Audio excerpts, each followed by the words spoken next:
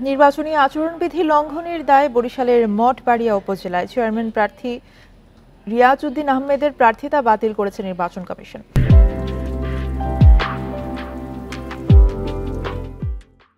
সকালে শুনানি শেষে এই সিদ্ধান্ত নেয় কমিশন। উপজেলা নির্বাচনের তৃতীয় ধাপে ২৯ মে উপজেলায় ভোট হবে। আচরণবিধি লঙ্ঘন অভিযোগ পাওয়ায় কেন প্রার্থিতা বাতিল করা হবে না ব্যাখ্যা দিতে রোববার তাকে কমিশনে তলব করা হয়। শুনানিতে প্রধান নির্বাচন কমিশনার সহ অন্য কমিশনাররা ছিলেন। শুনানি শেষে ইসি সচিব জাহাঙ্গীর আলম বলেন, দোষ স্বীকার করে ক্ষমা প্রার্থনা করেছেন তিনি। ভিডিও ফুটেজ সহ অন্যান্য তথ্য পর্যালোচনা ও শুনানি নেয়ার পর আচরণবিধি লঙ্ঘনের ঘটনা বিবেচনায় নিয়ে সর্বসম্মতভাবে প্রার্থিতা বাতিল করেছে কমিশন। তবে উচ্চ আদালতে আপিলের সুযোগ রয়েছে তার।